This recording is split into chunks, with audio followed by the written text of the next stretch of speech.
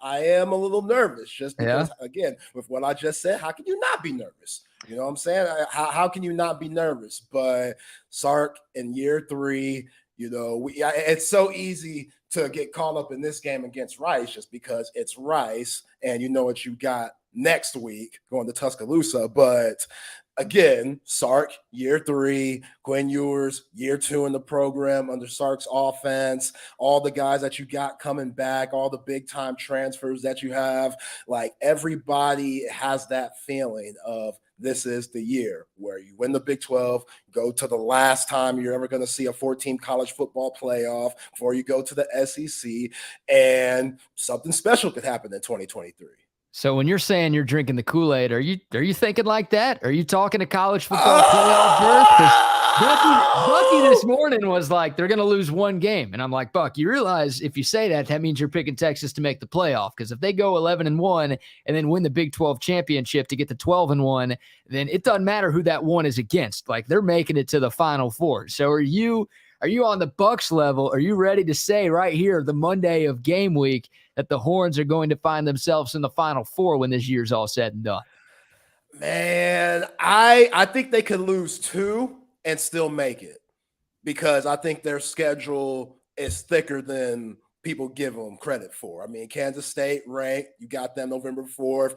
TCU ranked 17th, you got them the next week, November 11th. And then I think Texas Tech, they're going to jump in there sooner or later. They're going to surprise a lot of people. It's kind of crazy to me that they're not ranked right now. So, yeah, the schedule's thick. And I think because of that, and even though I got them winning this weekend and next weekend, I could easily see them losing in Tuscaloosa. But yeah. I do think they could lose 2 and get in because I think there's a lot more parity in college football this year than in years past. Again, Alabama, they don't know what their quarterback situation is. Ohio State, they picked their quarterback, but it seems like that dude's on a short leash. And you got to think that Kirby Smart has his quarterback on a short leash. I mean, Stetson Bennett might come back for a 7th season. He might say, F this Los Angeles Rams stuff. Like, I might go play again since he probably has eligibility, since he hasn't passed all those classes and graduated with his, I don't know what to call that. That's an absolute shame. No, he's living the dream, man. You kidding me? He is living the dream. That guy got to be in college for 8 years, and he could still go back, it sounds like, whatever he wants. Like that. That's what I'm looking for right there. I'm jealous. Yeah, that is a good gig. But I think there's a lot more parity in college football this year where you're going to see a lot of other teams like USC. They ain't impressed me this past week at all. You know what I'm saying? Like, it was 21-14 at half. Yeah. And it might look like Caleb Williams and Lincoln Riley, like they're just going to have to outscore cats because, San Jose State, they made some big-time plays. And I know Alex Grinch ain't the best, but look, they still got a lot of talent on that USC defense, so I expect them to be better than that. But, yeah, they ain't impressed me. Notre Dame, they didn't impress me that much either. I don't know. It's just, even though it's Navy. Come on now. I know. It's Navy. They beat them pretty good, though. 42-3 is good. We'll take that. Yo, man, that offense was made when they were wearing the leather helmets, bro. Like, that's an old-ass, just triple option and stuff. Come on, them dudes were all over that. So you can't, I like Jaden Grayhouse, though, even though it's hard for me to give love to a Westlake guy. Like, hit 2 touchdowns in your first game in your debut. Like, ask Bucky Gobbo about Jaden Grayhouse. That dude's absolute stud. And I'm not surprised at all him coming in freshman year. Marcus Freeman has a lot of confidence in his game. But yeah, they didn't light the roof off for me. So again, a lot of parity in college football. I think that allows Texas to lose 2 games. Now, it depends on who they lose to. Those teams I named, if they lost to Kansas State, that would hurt. But all right, if they lost to Texas Tech, that would really hurt because it's at the end of the year. And obviously what you do at the beginning of the season, you got to make your work at the beginning of the season too. But, man, I don't know. A lot has to go down for them to lose 2 games. I think they have to, if they lost 2 games, they have to win the Big 12 championship to get in the college football playoff. But yeah, this team has as good a chance as anybody in the nation. Man, yeah, I don't think they can afford 2 losses. We just haven't seen it before, right? Like since the college football playoff became a thing back in 2014, there has not been a multi-loss team that made it to the CFP.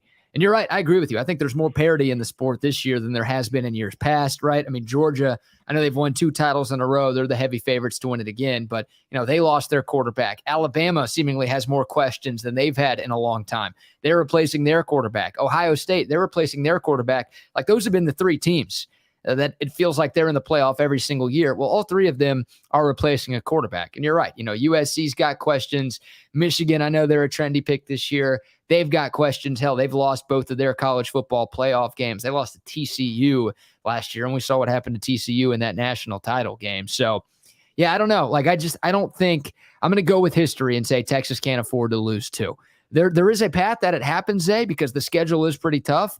And hey, if everybody else loses 2 games, then all right, they're going to have to put a 2-loss team in there. And maybe Texas, because of the brand, because of the schedule, maybe that could get them in there. But I'm just going to assume that there are going to be 4, 0, or 1-loss teams that make it to the playoff to where, yeah, Texas gets that 1 mulligan, but they can't have a second one if they want to have any chance to make the Final Four. Yeah, the committee, they're going to put somebody that had a weak-ass schedule but might go undefeated, that's not Power 5, just throw them in there to try to make things interesting, and I could definitely see that happening, but I don't know, man. This just feels like a different year. Like there's no team that you're just going to go to Vegas and bet your money on. Maybe for some people. For me, I don't know about that. Maybe your cousin BK might have something to say about that. But right now, it's just like, it seems like it's just assumptions at this point. All that talent that Kirby Smart lost, like it's going to be real hard to three-peat. I don't know when the last time there was a three-peat. That's a ton of talent he's losing over there in Athens. But man, I'm interested to see what the Horns could do. I mean, they're as deep as anyone. They have so many position groups. Me and Chip ranked the top 9 position groups last Friday, Horns 24/7, and he had D tackles and wide receivers right there. And I remember we were going down the list and we were out 8 and 9. He had 9 offensive line. I'm confident in the offensive line this year. Really confident. I feel like there's about 7 or 8 guys you could throw out there, and you might have your bumps and bruises, but once those guys get their feet wet, there's a lot of 300-pound guys that you could do some damage with. Obviously, Kelvin Banks leads the pack. I mean, that dude's going to be first round in a couple of years.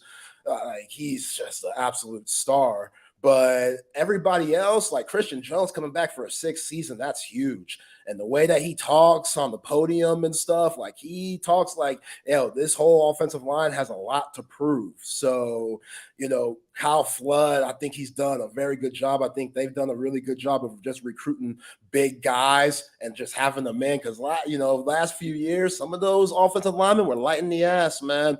And that's just, when you're about to go to the SEC stuff, you can't have nobody that's lighting the ass at certain positions. Like those dudes have to be eating all the time. I know you burn a lot of calories with your workouts and stuff, and it's hot as hell out here. But man, you need about 2 or 3 PB&J sandwiches before you hit the sheets. Like that's what I'm saying. Like it's one of those type of things, and they got dudes like that. Yeah. Right? Like they have dudes that they actually have to redefine their bodies. Like Hayden Conner, he's toned up a little bit. Like that's what you want. You know what I'm saying? So I think this whole team is as deep as anybody, and you're gonna need that because we already seen with Mo Blackwell, like he's already the first buy to go down already. So now that linebacker position is a little thinner than it was a couple of weeks ago. And, it's football. Things are going to happen. Shit happens. Guys are going to go down, just at the end of the day. That's how the game is played. Guys always go down. So do you have enough to replace certain guys to where you don't have that fall off that we've seen in recent years? And I think this team, they have that.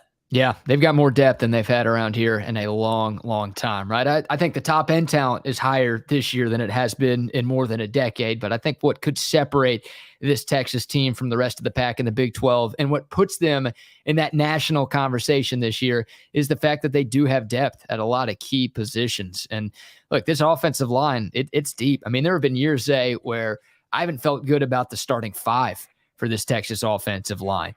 And it's like, some years, man, we got 2 or 3 guys we feel good about, but that 4th and 5th starter, I have no idea if they're going to be good. And then if one person goes down with an injury, hell, you can cancel Christmas, right? Like the season might be over. We could be screwed. This year, there's 7 or 8 guys that I feel really, really good about. And I think Texas, you'll see it a lot this weekend against Rice. They're going to be doing a lot of rotating. Rotating. Why did I say that so weird? Yo, man, this is the 3rd show. You good, dog. You allowed some minor slip-ups. A different language over here. Yeah, rotating. Yeah. You're going to be able to rotate those guys up front. So, yeah, we're going to see DJ Campbell and we're going to see Cole Hudson play right guard on Saturday. You're going to see some Neto this weekend as well. And I don't think it's just like, we'll see it when Texas is up 40 points in the 4th quarter. No, I think we're going to see it in the first half. Hopefully Texas has the game in hand by the time we get to halftime. But dude, I could see maybe the 4th or 5th series, maybe even before that, we see some shuffling on the offensive line. Not because guys are playing bad, but because, hey, it's 150 degrees out there. And we got to make sure that we're ready. If somebody does get hurt, like you said, Zay, it's a long season. People are going to go down with injuries over the course of a 12-game year. When somebody does get hurt, we've got our guys with actual in-game experience ready to play. And yeah, Texas has depth on the O-line. They're going to give a ton of guys some playing time this weekend. But once again, I don't think it's just they're playing Rice and then mop-up duty will give some guys some run. No, I think we might see 6 or 7 offensive linemen play pretty regularly for this Texas team over the course of this season. Yeah, and you need that, man. You need that because you talked about the heat. It's serious out there. And what's going to be on the field, 125, something like that. It's going to be nuts out there. So those big dudes, they're going to get a little fatigued. And if you could throw a few guys out there at different times, and I'm with you. I'm not trying to see the first string in the 4th quarter. Hell no. That's the last thing we need, especially when you have coming the following week. You need to let those guys get off their feet. And, it's good that they're already prepping for Bama. I have no problem with that. I really don't, because it's Alabama. When you have a blue blood like that, you should just be able to take care of business whatever in front of you. And that's Rice. So that's fine. But to hear that they're still prepping for Alabama also, I know you got to live where your feet are, just focus on the person in front of you. It's Alabama. Nah, damn that. This is Nick Saban. You prepare for a while, dog. We know what Sark's going to say. Yeah, we know what Sark's going to say publicly, right? Oh, you can't overlook Rice. This is the only opponent we're focused on. Bullshit. Everyone knows. It's the same thing as last year too, right? They had Alabama in week 2. They opened up the year against ULM. They could have overlooked the hell out of ULM. It didn't matter because they beat the crap out of them. You could tell they spent a ton of the offseason focusing on Alabama. I mean, they almost won that game. And obviously you have if our starting quarterback doesn't go down, we might win that game debate again against Alabama. Lord, I hope we don't have that for a 3rd straight time this year. But yeah, I mean, Texas overlooked ULM last year and still put a whooping on them. They're overlooking Rice. They're not going to say that, but they are way more focused on Alabama next week. They've been game planning for that game, hell, maybe since the day after the Alabama game last year, but definitely since the offseason started, right after that Alamo Bowl. Sark and company were like, how do we go into Tuscaloosa and beat Nick Saban? How do we send that shockwave throughout college football that, hey, Texas really is back? And hey, Texas really is ready for the SEC. And okay, forget just 2024. Texas is ready to be a factor here in 2023 in their last year in the Big 12. They'll say the right things about Rice, but you're right, Zay. They're focused on Alabama, and they have been focused on the Crimson Tide for most, if not all, of the offseason. Yeah, and that's why you send a message this week. Rice, y'all are it. Y'all are going to be the message that we send to Bama, that this ain't that same Texas team that gets all the hype by everybody because you get all the blue chip 4 and 5 stars, even though in recent memory they haven't been developed. Like, this is a different Texas team, and you trying to run up the scope like 70 ball. Defense, you trying to go, 2000 Baltimore Ravens. We ain't letting them score over 10 points. Like that Ray Lewis mentality that Micah Parsons is throwing out there for the Cowboys. Jalen Ford, you need to throw that out there for this team. Like, you have to have that pride. And, one thing that I noticed this past weekend, BK, in week 0, especially against USC, Zachariah Branch, that's his name, my man, put on a show, freshman, put on an absolute show. That kick return was stupid. They were comparing it to Reggie Bush. Like, they were like, this, we haven't seen this in the Coliseum since number 5. Like, I heard one of the broadcasters say that. I was like, damn. And they kind of weren't lying. Like, that was a special play. And then he took that screen pass to the house, too. He put on a show. But to get to my point, the dude's a freshman. Yep. So if you hear about Malik Muhammad, who's a freshman coming in doing his thing as a cornerback, Jonte Cook, like, if I see that, those guys were watching the game. That was the first, this is the first week of college football. Everybody was watching that just to see, okay, what happened. So as a freshman coming in, he could do that. I could do that.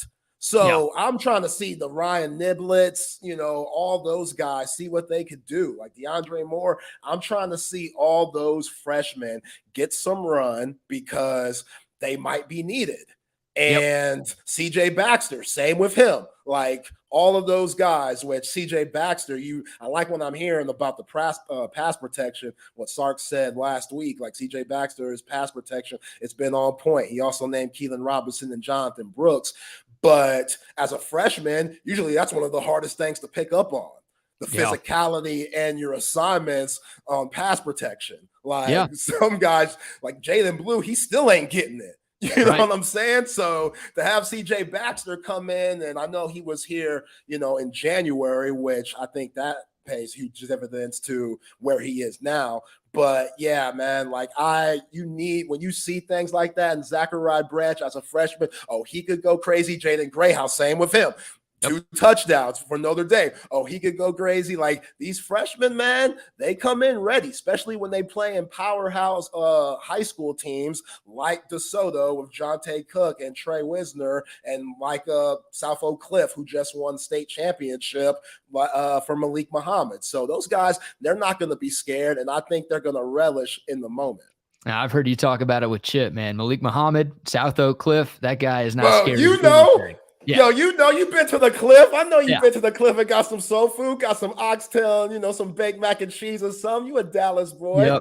Yep. Yeah, I know if you're able to come out of there, you've seen some shit. You've dealt with some shit. So, yeah, Malik Muhammad, like you've said, he's not scared. He's not going to be worried about Rice. He's not going to be scared about playing in Tuscaloosa. He's not worried about anything. Fear, that's a foreign language to that guy. And you're right. Like, you get this tune-up game. I mean, some of these guys are good enough to where I think they're going to make plays in Tuscaloosa next weekend, Zay.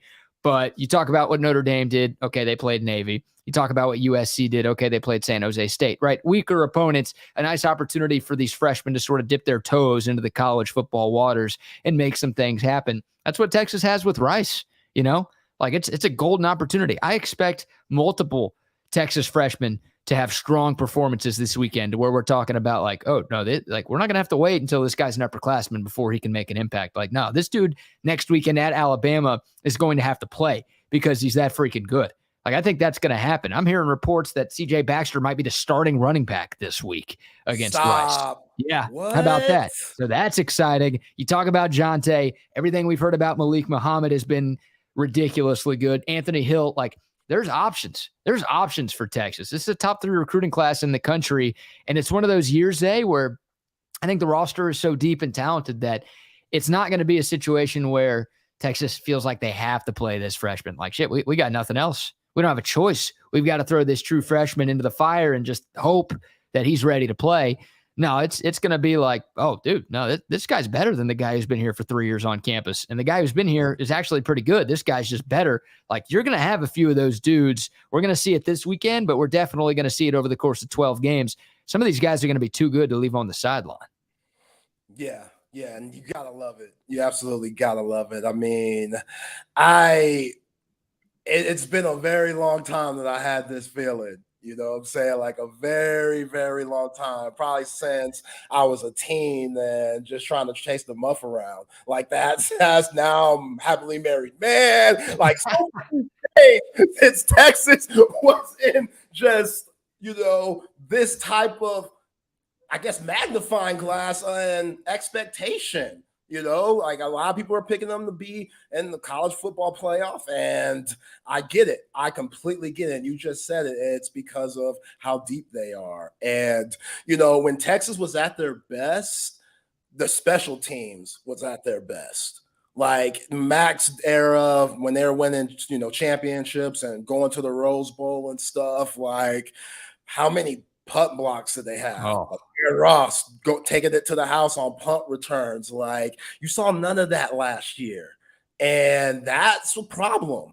Another thing that I noticed this past week, now with the rule change, BK, after the first downs, like it's like the NFL, it just keeps going.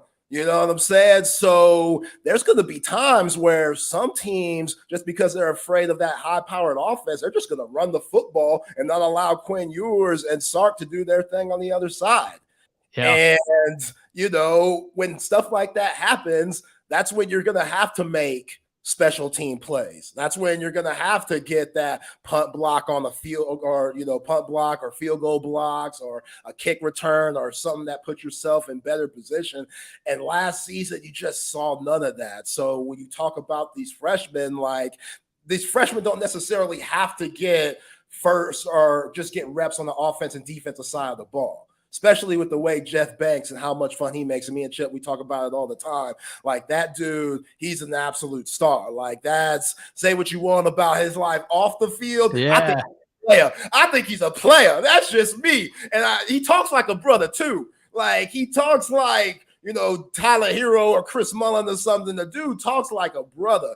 And I'm like, yo, this dude's swag is just crazy. I get why everybody wants to play with him. And Chip talked about how, in practice and stuff, when he's going in meetings and whatnot, he has like memes up there. He just makes it relatable for the players. And it's a different era of college football, man. You can't be just doing the Oklahoma drill and yell at dudes and stuff. I don't know if you've seen Swap Kings. Those mother effers were wrestling.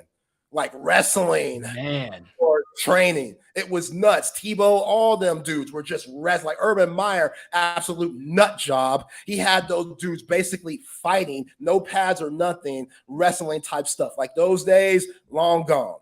Like I'm probably somebody that, under the table, under the ground stuff. Paul Fitzgerald, we know he was a little foul, but there's always somebody, BK. But when you have a coach like Jeff Banks and you have just all these weapons on this roster, you got to put them somewhere. And I think those guys are going to embrace that special team role if they were given the opportunity. Yeah, first of all, I'm not going to bag on anybody who's able to bag someone named the Pole Assassin. All right? Like, that's dude, tip of the cap to Jeff Banks, man. Like, that guy is a legend for that and for that alone. All right. I wouldn't care how bad or how good of a football coach he was. If he's able, and I've seen some of her videos, if you're able to take that home any night, let alone every night, then you're doing something right. So he's a legend on Jeff Banks just for that. But you're right, man. The hidden yardage in special teams, like we forget about it. We don't talk about it that much. We're all focused on the offense and the defense, and that third facet of the game gets left out a lot. I'll tell you what, Zay, an undervalued, underappreciated, under-talked about move that Sark made this offseason was going to get Ryan Sanborn, the punter from Stanford. Like, Texas was not a good punting team last year. Now, nobody likes punts, but the reality of football is you're going to have to punt from time to time. And Texas they were not taking advantage. Their punt team was not good. They were not flipping the field as much as you would like. Sanborn's got a couple of years as a starter in college football. He's been very good at Stanford. He's been very good in fall camp. Like that guy right there, like that shows me that Sark agrees with you. Like, he realizes the importance of good special teams. Because a punter, like everyone's focused on, I got to get this receiver from the portal. I got to get this quarterback from the portal, this linebacker, like everyone wants to get those guys. But the fact that Texas went out there and got one of, if not the best special teams players from the portal, that shows that they value special teams. And also shows that they can self-scout a little bit. They realized that was an area of weakness last year and they needed to address it. And I think they did. Yeah, field position is huge, man. Backing that opposing team into a corner to where when they punt, you're in great field position. Yeah, I think that's huge. I think picking that man up from Stanford, you're right. That also is a big get. And he's experienced too. Like he's like grad senior type. Like he's been there for a hot minute. So yeah, Sark, he's definitely done his thing. And man, and it starts Saturday. And it's definitely going to be fun. But I see that audio visual consultations new setup behind you, my guy. It's looking good, man. It's looking good. Absolutely. Yep. They hooked it up. They hooked it up with the new studio we've got rolling here for Texas Sports Unfiltered. I also have the 4 TV set up in the living room. So we've got screens on screens on screens. Yeah. They can hook you up. I don't know if you need 4 TVs on one wall like I have, but if you want to spruce up your home TV setup, you got to reach out to our friends at Audio Visual Consultations. They've been in business since 1988. That's right, coming up on, 3-4 decades now of high-quality audio-visual automation work. They can give you the man cave or the woman cave like I have. They can give you a home theater setup if you want that. It doesn't matter. They've got you covered. All of the best equipment, all of the best service, all of the best installation. They are the very best at what they do. Just check them out online at avconsultations.com or give them a call, 512-255-8678. Do it now. Football season is upon us. We're about to hit the best time of the sports year. Make sure you reach out to AVC as soon as possible to get your home taken care of. Absolutely, man. So since I got you here, I know you haven't talked any basketball recently, and I know you're a Dallas Maverick fan, and Luka has been playing in the World Cup. I know you're a big just sports fan all around, even though it's football season. I know you've peeked into the World Cup just a little bit, and me just being an absolute junkie, I've been watching it just because, hey, well, I might as well. It's on. I'm a Patriot. Mel Gibson ain't the only Patriot, BK. I'm a Patriot. I support Team USA basketball. The Dream Team did it for me back in the day, even though I was too young to see them. Like, I love that stuff, man. So anytime that Team USA plays, like all that talent put together, even though it's a little bit different and the world's definitely caught up, like obviously with Luka and Joker and Giannis, guys like that. But it's always just fun seeing like all that talent put together randomly and then seeing what they could do with it. And this Team USA squad, they got some guys on there, some guys that are they're on their way up in the NBA. They're the young upcoming guys, Jalen Brunson, which I know that hurts. You seeing him in New York now and not Dallas, like absolutely brutal. But you got Kyrie now, so we'll see with that. Jaren Jackson Jr. in Memphis, Anthony Edwards, Austin Reeves, Hillbilly Kobe, the Sooner. They got a lot of dudes, and they won today against Greece. Now, Greece didn't have Giannis, so, it doesn't count as much. But, hey, you got to play who's in front of you. They beat Greece the other day. I don't know who they beat. They beat Germany just coming up. They're 2-0 in the World Cup. So it's just been fun to just kind of watch them a little bit. And Luka played today. Shai Gilgeous-Alexander's playing for Canada. Like, there's a lot of serious talent that the USA might face and they might have trouble with. You talk about Hillbilly Kobe, a.k.a. Austin Reeves. How about this? Since 1994, 2 Team USA players with 15-5-5 in any international competition. LeBron James and Austin Reeves. Let's go, man. I love 15-5-6 against Greece earlier today.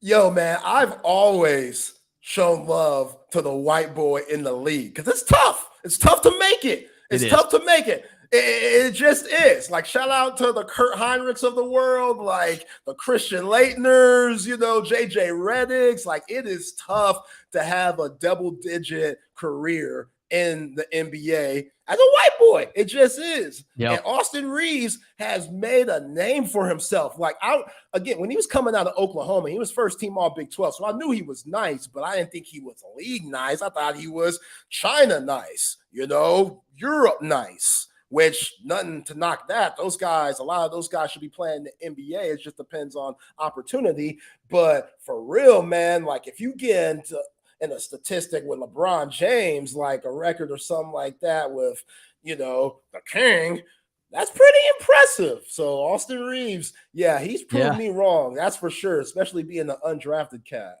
Yeah, he was a pain in the ass at Oklahoma, man. He was tough to guard, but I'm with you. I mean, hell, all the NBA teams were with you. He didn't get drafted, so nobody thought he had the chance to be the type of player that he's been, and he got the bag this offseason. Good for him. You're right, man. I know it's tough as a white boy. It was tough for me to make the middle school team as a white boy. So, making it to the NBA, I don't even want to think about that, dude. My ass is over here getting cut from the 8th grade team for being too short. I don't think I ever told you this. I literally got cut from 8th grade basketball because I was too short. Yeah. I didn't grow until, I'm 6'2" right now. I grew late, but I was one of the smallest kids, dude. I was short as hell. And we had a bunch of scrawny Jewish kids at my middle school. It's like we were already the shortest team in the district. They didn't need another one of me out there. And the coach literally pulled me over. He's like, dude, we don't have a spot for you anymore. I'm like, what? He's like, yeah, you're too short. I'm like, is that it? He's like, yeah, you're pretty good, but you're not tall enough. And we're like the shortest team in the district and we're already getting swallowed out there. And I need some size. So I'm bringing this guy in. And I'm like, all right. And that was the end. Man. That was the end of my legit basketball career, which had really ended well before that. And I went home that day, Zay, and I'm like, I'm about to be the next Jordan, dude. That guy got cut from his high school team, became the GOAT. I'm about to be Jordan, but with middle school. So I went home and practiced for an hour. And then I'm like, no, dude, I suck. I ain't Jordan. I ain't shit. I should quit while I'm behind right now. And that was the end of my basketball career. I need to go back and say what's up to that coach and teacher. Look how tall I am now, jerk. Yeah, come on now. This is what you missed out on. And then challenge his ass to one-on-one. See where he's at now, damn it. Yeah. Yeah. That's some BS. You should have threw around. What about Muggsy Bogues, Earl Boykins? Come on, man. They were short guys. They made it. Spud Webb. Well, yeah, no, I couldn't dunk like Spud Webb. Yeah. That's always a tough one. I was also pretty slow too. Short and slow is not a good combination in any sport. It's good for talking about sports. It's not a lot of movement that goes on here. It's not good for playing sports. So I learned pretty early on that I wasn't going to make it too far in my athletic career, unfortunately. Damn, man. I'm sad to hear that, man, because you know the game. So I feel like you being able to know the game and then put that out there, even if you're short and slow, that can make up for the lack of athleticism. You know what I'm saying? Just being in the right spot. I was trying to tell the coach, come on, man, I'm studying film right now. Who else is doing this? Who else is doing this at this age? And he's like, nah, no, you're not. And I'm like, no, I'm not. You're right. I'm not studying film. Oh, man. When was the last time you hooped just pickup? Dude, it's bad. I mean, in college and the first few years out of college, I was playing a decent amount, at least once or twice a week. But were you playing at Gregory? Sometimes at Greg, the fraternity I was in actually had a court in the backyard, so I would just hoop at the house a lot. Yeah. A lot of IMs at Gregory, just the occasional random pickup game there too. I worked intramurals also. I was like an IM ref in college. Oh, that's so I was whenever a court was open, or I would just stay out a little later and play one-on-one or run pickup with whoever was out there. But, dude, it's been 2 years. Since I've I barely even pick up a basketball anymore. It sucks. I'm afraid to see how bad I am right now. Not that I was ever good. I was never the worst guy out there. I was far from the best guy out there. But now I'm worried, if I tried to go to the Y or to the J or to even Gregory, dude, I'd be the worst guy out there now. Oh, bro, I hung up the kicks 3 years ago. Once I felt my knees just Oh, not working the right way when I was reffing. This isn't like change of direction or anything like that, or any lateral type situation. Like this is just running back, and was a little change of direction because when there's a steal and stuff, you gotta turn the other way. But yeah. you feel it then, and you'd be like, nah, if I could barely do this, I definitely can't hoop anymore. So you ain't the only one, dog. And plus, Oh, I got miles, man. Like people yeah. think You that made it a LeBron lot James, further than I did in your yeah. basketball career. You got some good stories to tell. I got that shit. Speaking of stories to tell, you mentioned or talk about Gregory a little bit. Some of my finest basketball moments were killing those Asians at Gregory.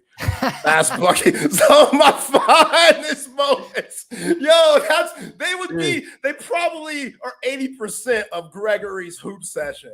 Yep. You know, the fine Asian community that goes to the University of Texas. And they love basketball, so it's great. But man, when I touched down at Gregory, it was like Kobe Bryant going to China. Like it was something fierce, man. I would do stuff that wasn't even in my game.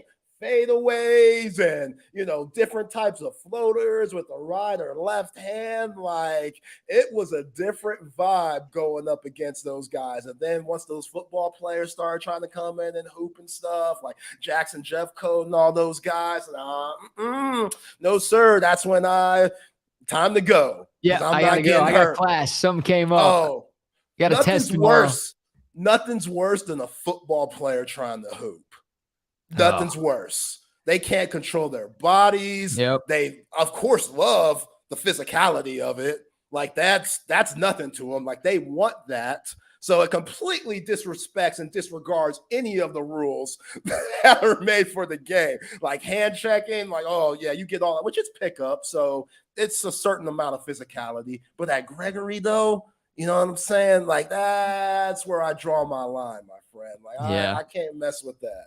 I think what you described, you going up against the Asians, I think is a hate crime with the way you just laid it out right there, man. I mean, my God, you're right though. Man, at Texas, there were Asians all over Gregory Gym. They were there. They were running pickup nonstop, man. It was impressive. Just like, oh my gosh, every court they came out in droves all the time to hoop, and it's like, damn. Like the stereotype is out there, like Asians in basketball. I get it, but it's no, it's like it is true at the University of Texas, man. Yeah, they love it and they play hard, and like I respect it. Yeah, I respect when you always see. Well, that's where James Harden. That's where he felt comfortable enough to just bash Daryl Morey and say Daryl Morey is a liar. I am never playing for him. I'll say it again. Daryl Morey is a liar. He told all those people in China that. So they get mad love when NBA superstars, when they go back in the summer, they get mad love in those Asian countries. Like they just love hoops. And obviously, guys like Yao Ming have definitely paved the way. And I know you remember Yi Jian Lian, that bust that he was, but like they love their hoops, man. And yeah, it's cool. I think it's really cool, especially with watching this FIBA World Cup. Like that's one of the funnest things about watching things like this. I know you've seen the track team. They've done well in their qualifiers and stuff like that. But when you always see like I'm not seeing that. You might be seeing that. I'm not.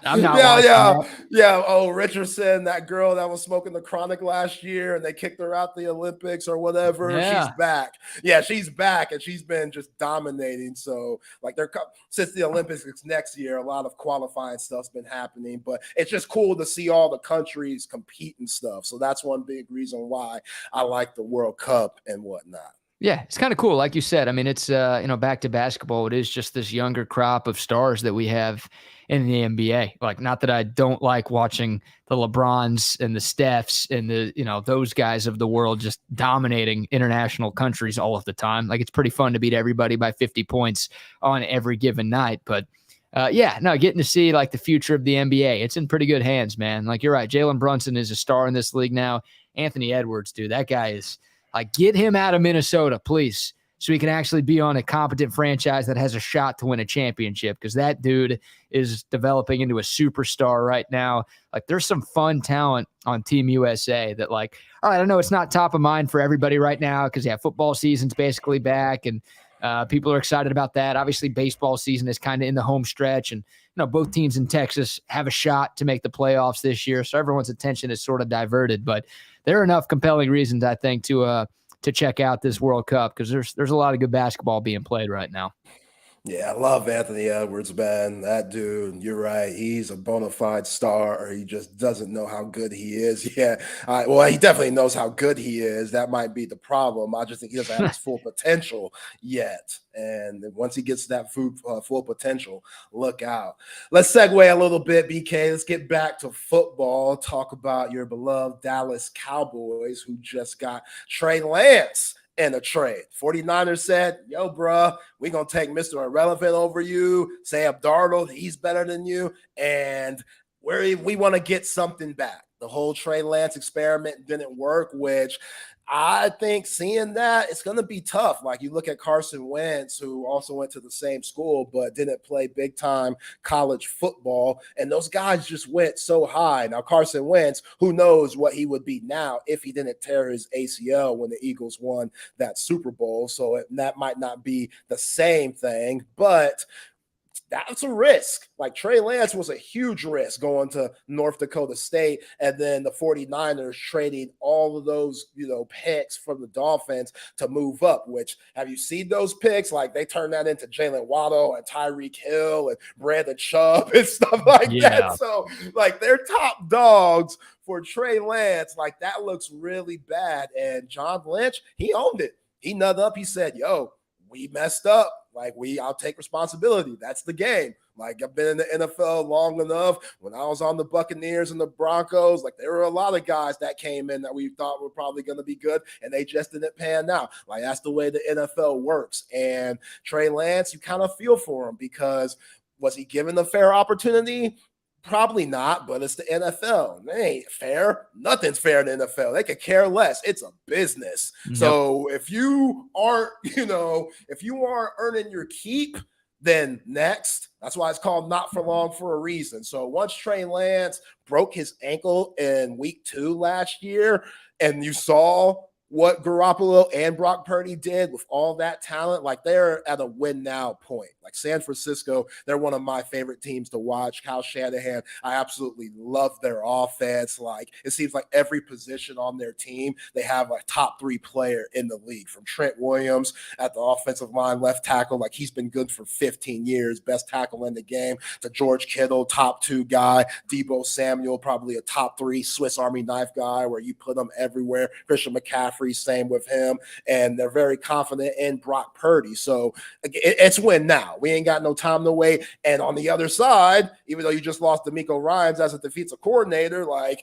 you got dudes in Fred Warner and Hufanga and Nick Bosa whenever he comes back, and they give him his money, but they're win now. And if Brock Purdy didn't get that UCL injury in the NFC Championship game, who knows who would have came out of Philly and San Fran? Like, who knows? So Trey Lance, they ain't got time for you, bro.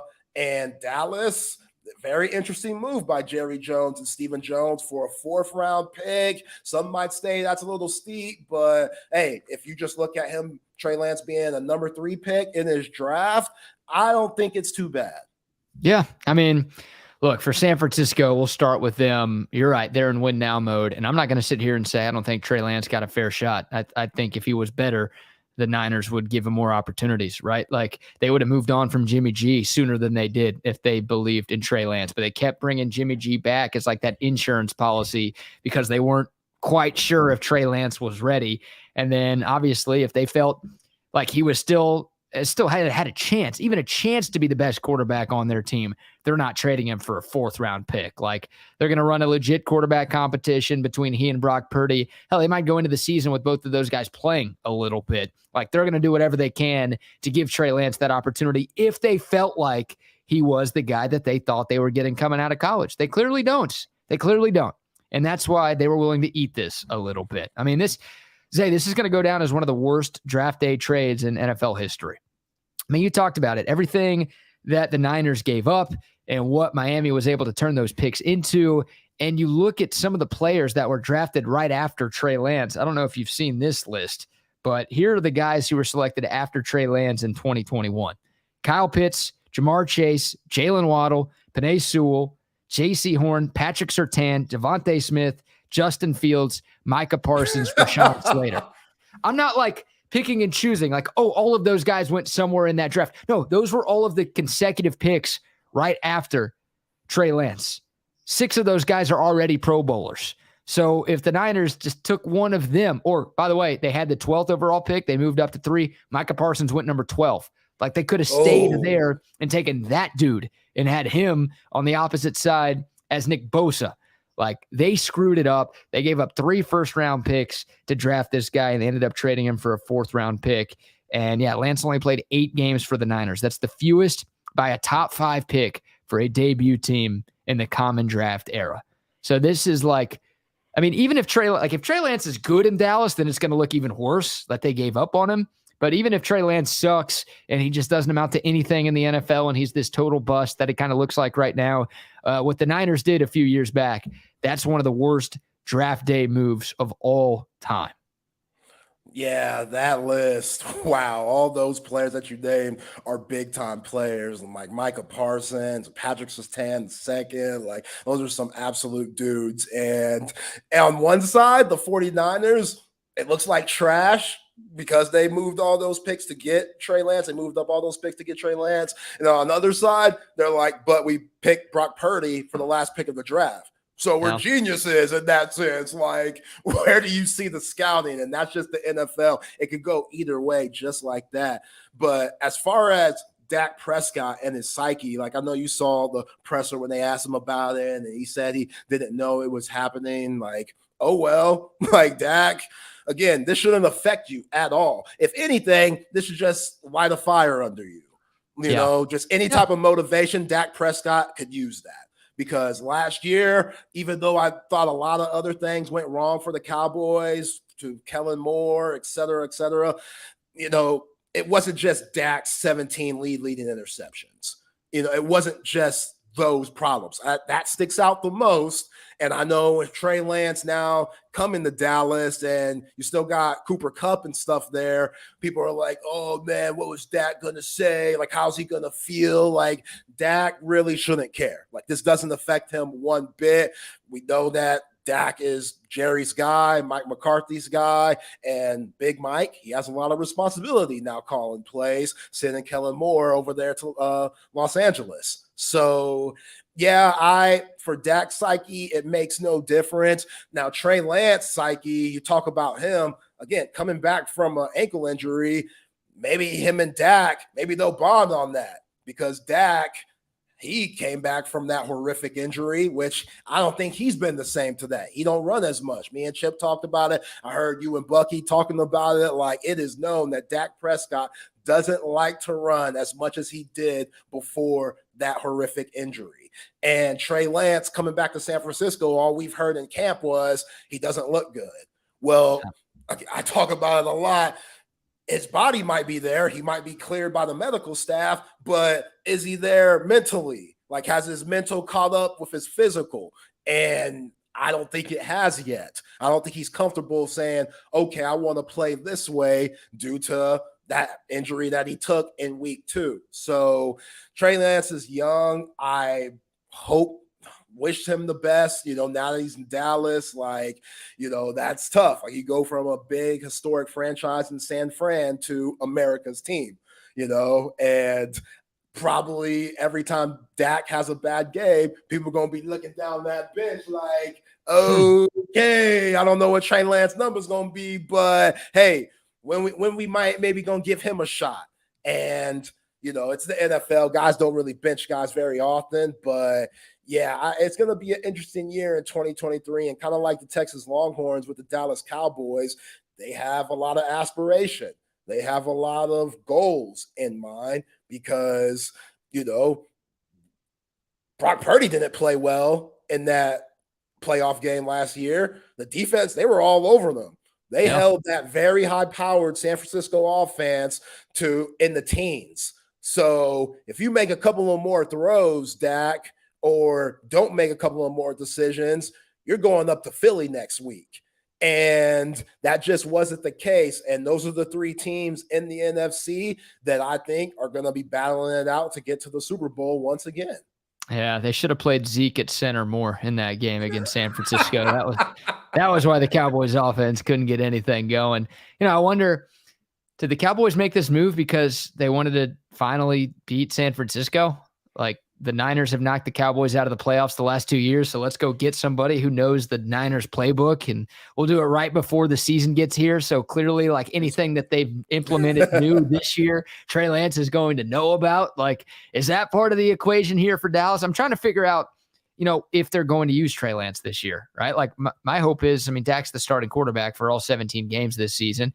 He stays healthy. And he plays well enough to where there's no debate, like you're talking about, to where people are like, oh, should they make a move at quarterback? No, I hope that doesn't happen and whatever. But do they have sub-package plans for Trey Lance? Like, is he going to be the running quarterback? Is he going to be a short yardage type of gadget guy, a red zone type of gadget guy at times this season? Are they going to trust him to do something like that? Or is he literally just a third-string quarterback on this team? Like, I don't know. I'm fascinated to see how the Cowboys use him, if they use him at all. Like, right now, I have more faith in Cooper Rush to go win a game than Trey Lance. Like, Cooper Rush is 4-1 over the last couple of years in Dallas. Cool. Like, Trey Lance, what has Trey Lance done? So if Dak has to miss a significant amount of time this year, then I want to see what Trey Lance has. But it's like, if Dak gets hurt at halftime or in the third quarter of a game, then I think Cooper Rush is the first guy off the bench. So I wonder, like, what exactly do the Cowboys have in store for Trey Lance? They just felt like the deal was too good to get a former top three pick in the fourth round, and they felt like they had to pull the trigger. I don't know.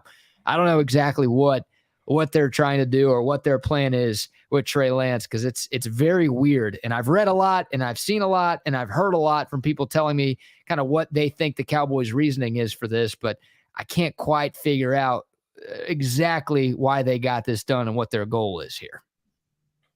Yeah, but at least Jerry and Steven are making moves. You look at Bradley Cooks, you look at Stephon Gilmore. Sometimes those guys are a little conservative with their money, and they're finally making moves. But look who is joining the show. Look who is on, basically for the 2:00 hour. Oh, he's muted again. He's muted again?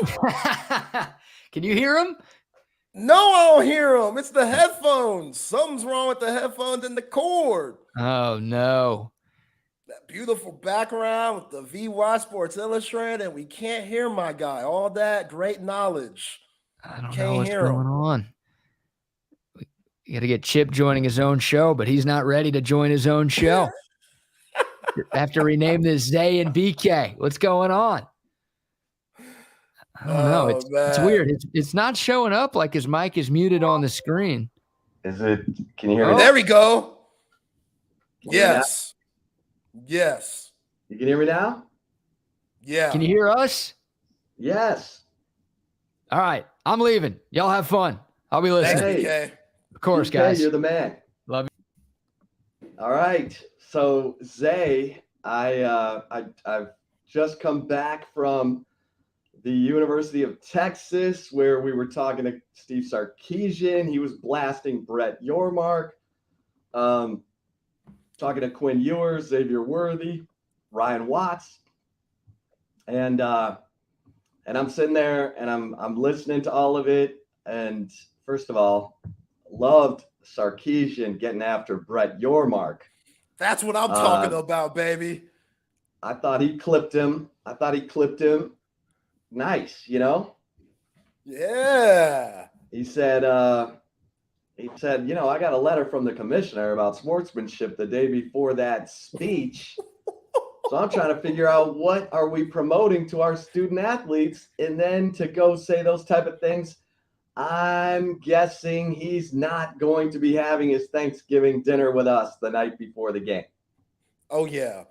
And if he does, that turkey's going to be cold, real cold, raw. It's going to be some Tom Herman type of Thanksgiving dinner. Cold, wet, soggy, burnt. Yeah. That kind of Thanksgiving dinner. Yeah. Burnt dressing, Mac and cheese ain't baked, like some easy mac stuff. Yeah, man. I was waiting for that, Chip, because I was wondering what he was gonna say. And I'm sure that he said it as classy as he could, but he does have to protect his players, you know. And with what Brett Yormark said last week was so childish, was just classless. And Steve Sarkisian, him firing back, I have no problem with that because, and I like what you said, like him talking about the commission and the letter. I'm glad he put that out because you got to practice what you preach, Brett. And I get it. You came from Jay-Z, so you kind of got that hip-hop background where beefs are very common. But no, the position that you're in, you can't do stuff like that. And Sark, hey, those were fighting words, and I like that Sark clip back at him. Like, that's what you have to do to protect your players and let them know, hey, it's us against the world, fellas. Yeah, it's us against the world.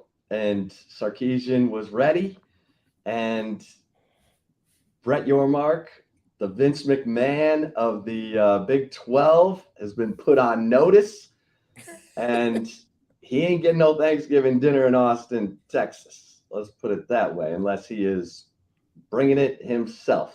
So I thought, everything I'm looking at, everything I'm looking at this week involving the Longhorns is really through the prism of the Alabama game next week.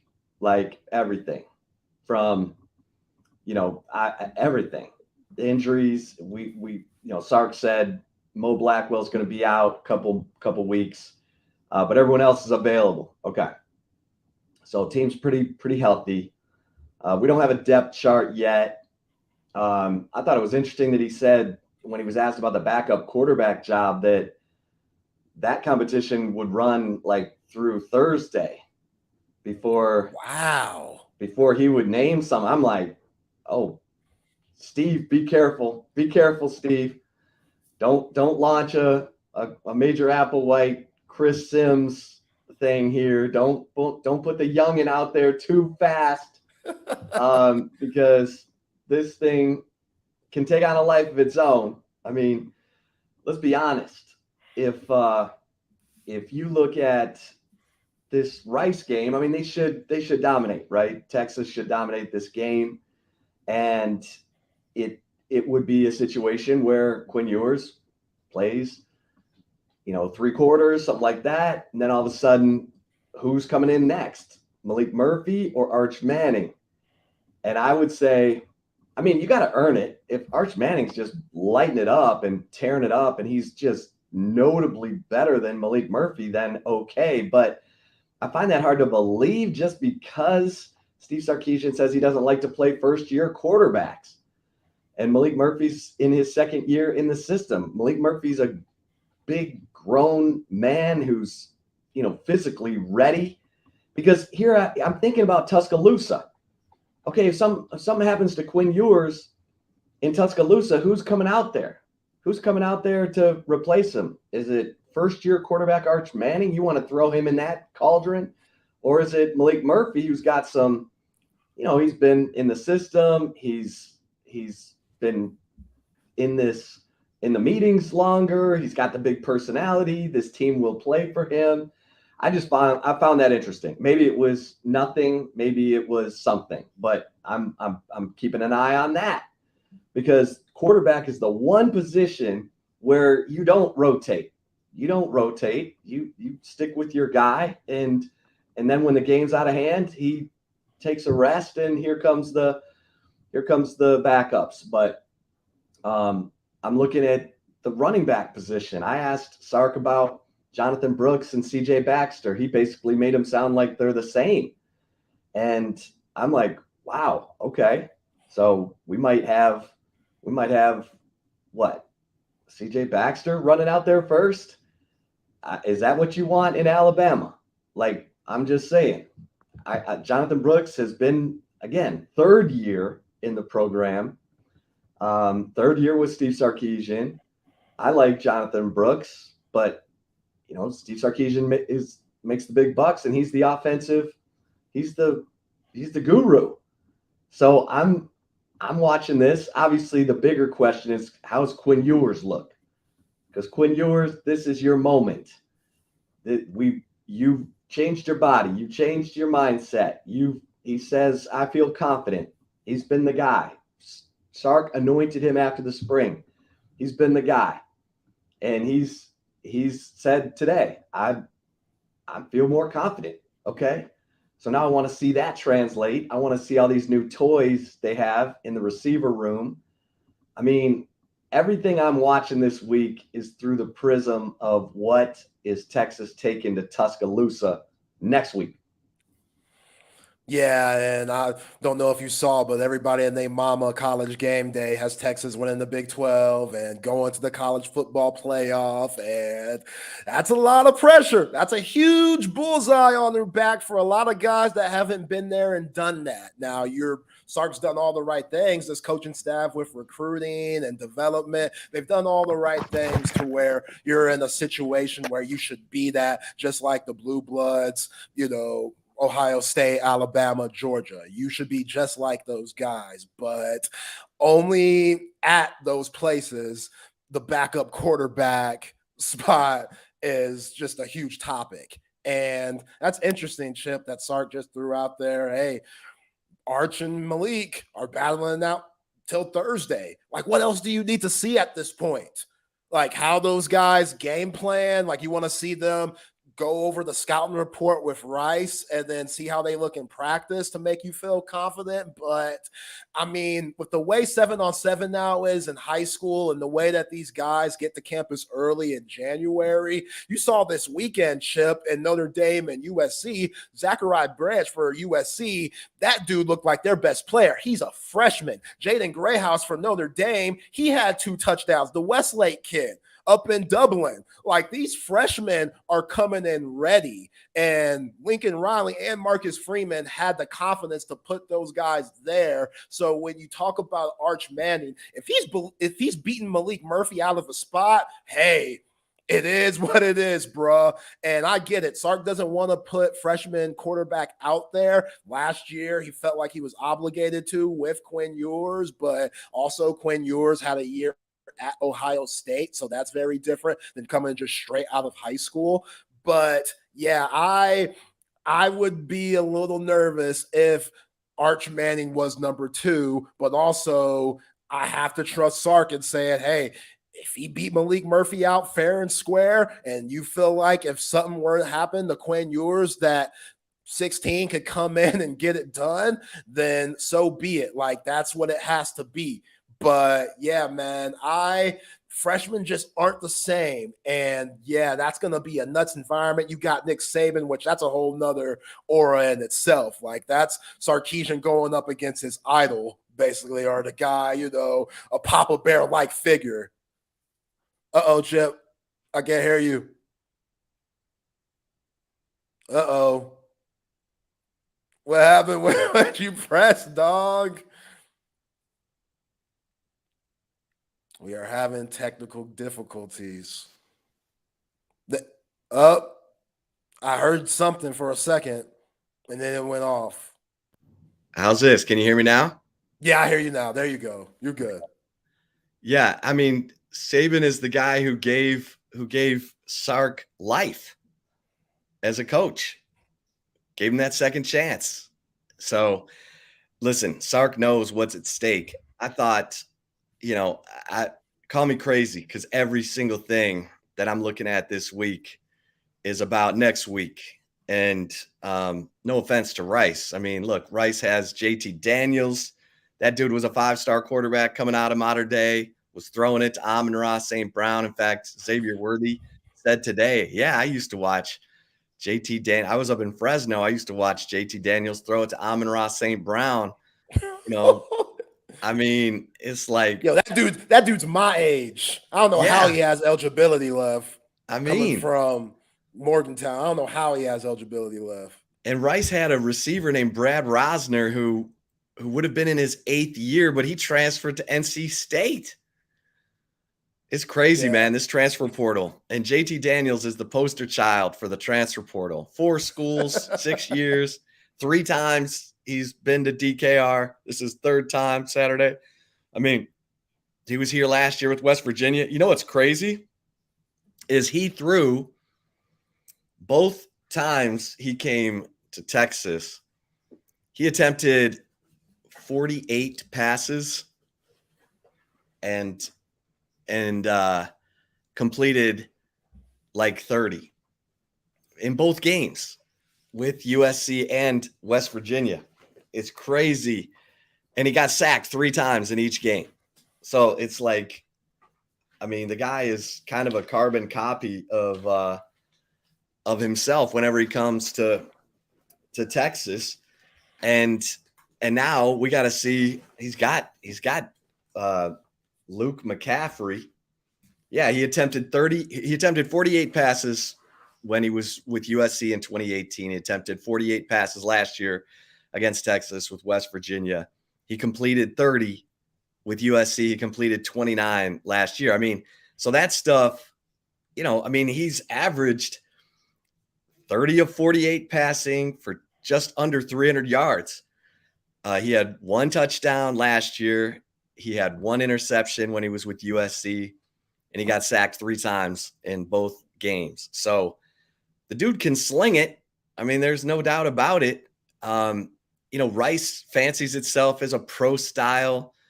They want to grind you. He came from Stanford. Bloomgren, the head coach, he plays with those multiple tight end sets, heavy sets. They want to pound you. Now, they were 5-8 last year, so let's not get carried away. And they lost in the some Conference dudes USA, from last year, right? Yeah. Mm-hmm. I mean, they're picked to finish 12th in the American. I mean, let's not. The point spread is 35, and Texas needs to cover the 35, and they should.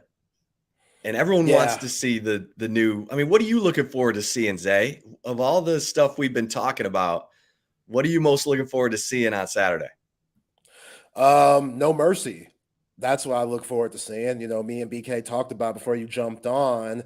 You know what's ahead of you next weekend in Tuscaloosa. So you need to send a message not only to Alabama, but to everybody in the country that this ain't the same old Texas team that had a lot of aspirations but never lived up to them. You can't do that. All that stuff, nah, there's just too much going on. You need to send a message. If you ain't scoring over 50 points, I'm going to come on this show next week with you and be very disappointed.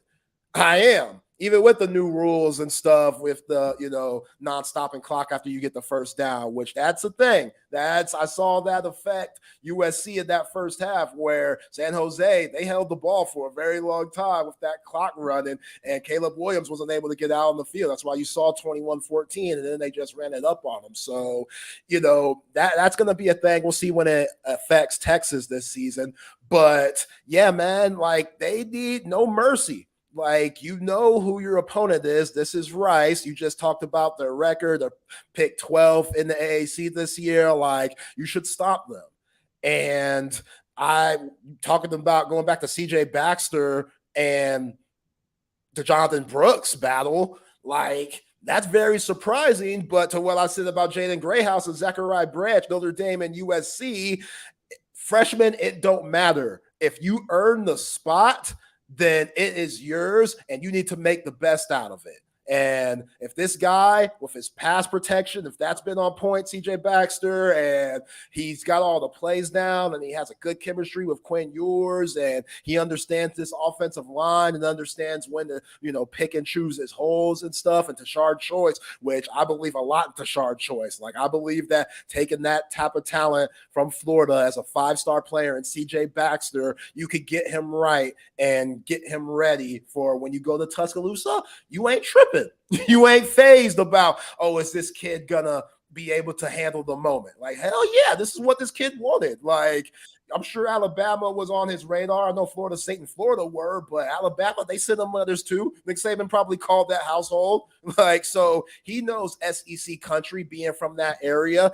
And yeah, he might have a few nerves at first, but once you start playing, a lot of those nerves go away. So all those freshmen, Malik Muhammad, Jonte Cook, Ryan Niblett, DeAndre Moore, CJ Baxter, even Arch Manning, all of those freshmen, like, I have confidence in them. I really do. And that linebacker room is already a little hurt with Mo Blackwell being out. Like, it's already a little thin. So Leona LaFau, Anthony Hill, y'all too.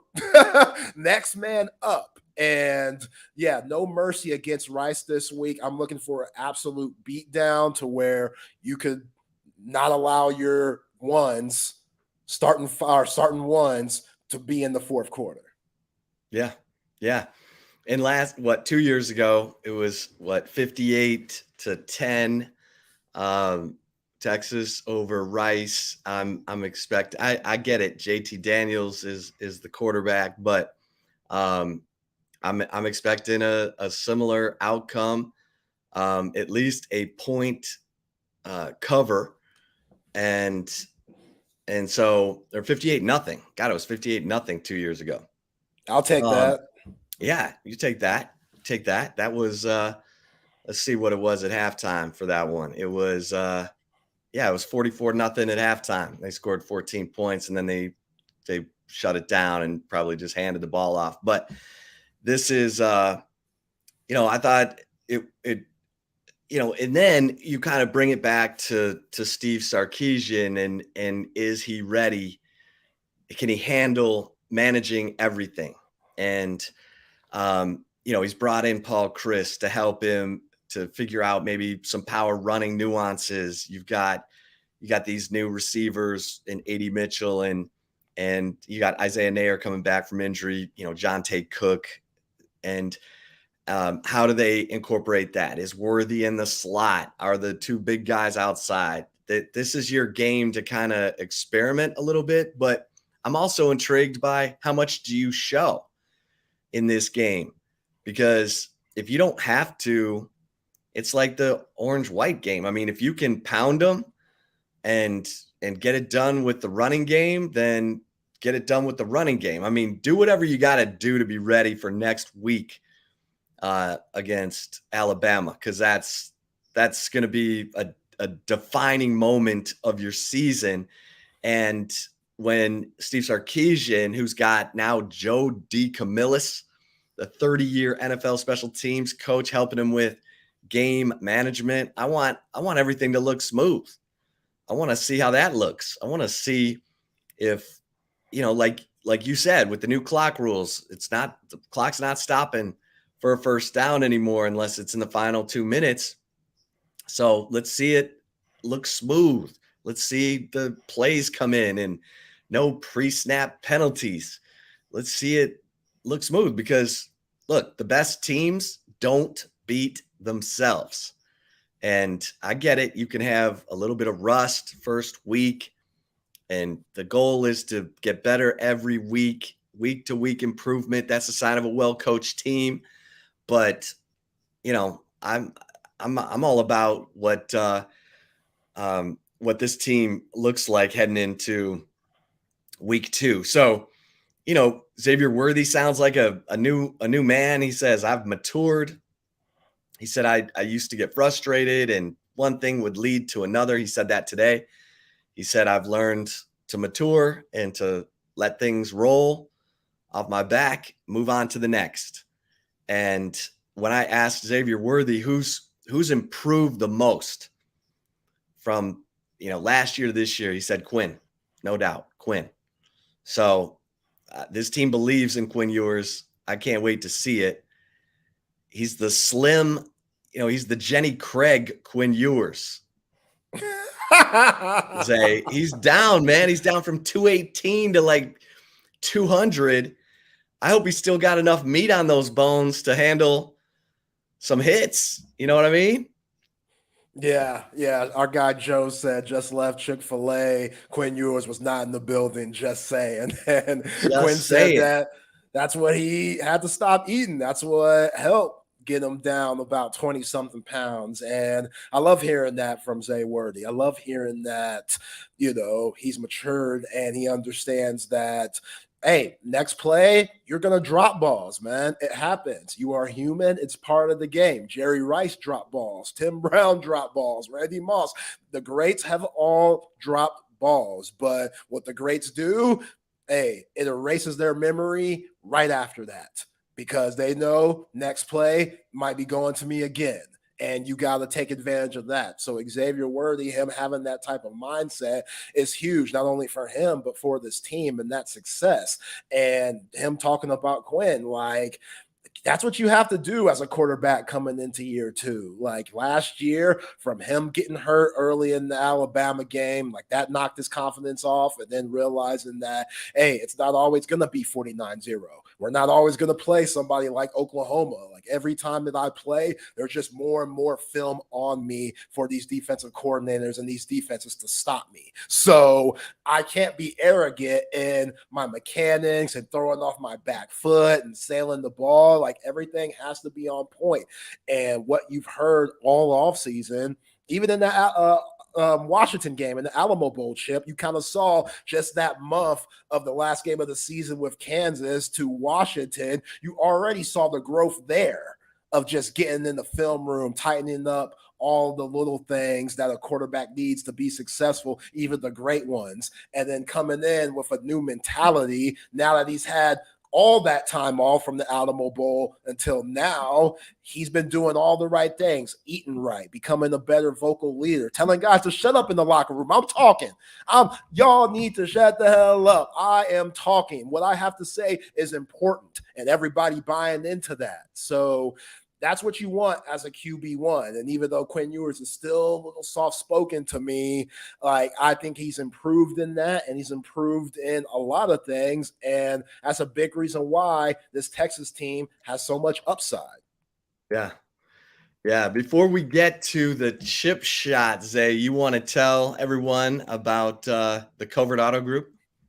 Yeah, man. Shout out to Covert Auto Group, our new sponsor, Covert and Bee Caves. They are a great dealership in the greater Ulster area. For 100 years, Covert Auto Group has been committed to providing customers with a high-quality selection of new and pre-owned vehicles. Shout out to the one on BK, excuse me, not BK. Sorry about that. And Covert Bee Cave, they have 3 new state and auto dealerships carrying 7 brands: Buick, GMC, Cadillac, Chrysler, Dodge, Jeep, and Ram. That's 7 for you. Check out covertbcave.com for your latest specials and inventory. Covert Bee Cave. We're going to be doing some shows there, I hear. Not this coming Friday, but the next one, in preparing for the Alabama game. All home games. So we'll be over there, I think. I don't know every Friday, every home game, Chip, but a lot of those Fridays. I know you won't be able to make it because you got a lot going on before the games. But yeah, BK, Trey, Bucky, a lot of those guys will be over there at Covert Bee Cave. I love it. I love it. Let's go. Let's go. Hey, Texas Sports Unfiltered, baby. Here we go. Here we come. For today's chip shot, I want to talk about Steve Sarkisian for a moment because this is the year for Steve Sarkisian. There's no doubt about it. He had to get his culture in year 1. He didn't have his players. Year 2, he did a great job of bringing in, offensive line talent, improving, bringing in Quinn Ewers. I mean, he made huge pickups in the transfer portal, Ryan Watts, and then this year brings in Anthony Hill and Jonte Cook and Arch Manning and this loaded CJ Baxter. It's one 5-star after another, and now you've got this mix of experience and youth. You've got the quarterback room. You've got what appears to be a standout defensive line. You've got a bunch of returners on the offensive line. And so everyone is approaching this year, as you just said, Zay. You've got all the guys on ESPN. Desmond Howard's got Texas, and people cringe at that because Desmond Howard had Texas A&M in the college football playoff like a year ago. And yeah, his college football playoff last year was terrible. It was tough. Terrible. So, but the bottom line is everyone kind of agrees that Texas is the most talented team in the Big 12. And it kind of feels like the only way they can screw this thing up is if they screw it up themselves. And everyone wants to see if Steve Sarkisian can manage the whole thing. If he can manage calling the plays and the game management and have it run smoothly. He's got the pieces on offense that he needs to spread defenses out and keep them off balance. And so everyone's waiting to see if Steve Sarkisian, who has only won 9 games as a head coach, that's kind of the knock on him. And I don't know that that's fair because he won 9 at USC in year 1 when he still had the scholarship limitations from Lane Kiffin's problems. And then the next year at USC, he was fired 5 games into the year because of, the issues that he was having there. I think Steve Sarkisian gets it. I think he knows what it looks like. He worked with Pete Carroll. They won 2 national championships together. Then he goes to Nick Saban. He won a national championship with Nick Saban in 2020. He knows what it looks like. He's got good coaches around him. He's attracted special assistants like Gary Patterson last year and Paul Christ and Joe DeCamillis this year. But now we have to see it. Now we have to see it all come together. And talking season is over. We're heading into, putting it on the tape, putting it on the field, showing everybody what you've got. And this is the moment that he's been waiting for. This is the moment that we've been waiting for. And I think everyone's going to have a feeling coming out of this Saturday about 6:30 what this team is about. And did I see enough in that 4 hours to think that they can go to Tuscaloosa next week and, not only be competitive, but have a chance to win that game? I think they're like a 6.5 point underdog right now. And, I think I would take Texas to cover that at this point because of the fact that they've got more answers, it appears, unless Saban's laying in the weeds about this quarterback situation, which he could be. Saban's no dummy. He knows how to, play the rope-a-dope and, we're trying to figure it out over here. And meanwhile, they're just poleaxing on offense and practice and looking like monsters. We'll see. A lot of people predicting, Alabama takes a step back this year because of 2 new coordinators and the quarterback question. Haven't had a quarterback question since 2015. Now, Alabama did go on to win the national championship that year. They did lose a home game at night to Ole Miss in 2015, but they did go on to win the national championship that year. Don't forget that. So, the 20-game home winning streak that Alabama has, the fact that they're so dominant at home at night, all that's going to be happening next week. And I want to see how Steve Sarkisian manages everything. It shouldn't be too heavy of lifting on Saturday, but this is where it starts. And if he's been able to look in the mirror and see where his slip is showing and get that right, then man, this could be a special year. If not, then it might not be what everyone hopes. But either way, Steve Sarkisian and his ability to manage everything, which I think he's done a nice job of up to this point. But hey, we're about to play the games now. This is where it matters. all the stuff that he said at Big 12 Media Days sounded so great. Okay, here we go. Now it's time. We're gonna turn on the lights. We're gonna see what this team's all about, see how strong this culture is, and see what these guys are made of, and see how Steve Sarkisian presides over all of it. And this is an enormous year for Steve Sarkisian, because this is where he can rewrite the script. He can change the narrative. He was the coach who blew it at USC, needed Nick Saban to give him a second chance, won a national championship as a coordinator, which he'd already done. Now let's see, does he have what it takes? Does he have that intestinal fortitude? Does he have that mettle to be as successful as his mentors, Pete Carroll and Nick Saban? This is really, a golden opportunity for him to change that narrative, to make everybody look at him differently. And I can't wait to see it. So yeah, you're absolutely right. Yeah, you're absolutely right, Chip. It starts this week, and I think every Texas fan and a lot of people are already writing the dub for Rice, but everybody's going to be watching on Saturday, 2:30. Is this team good enough to beat an Alabama Nick Saban coach team?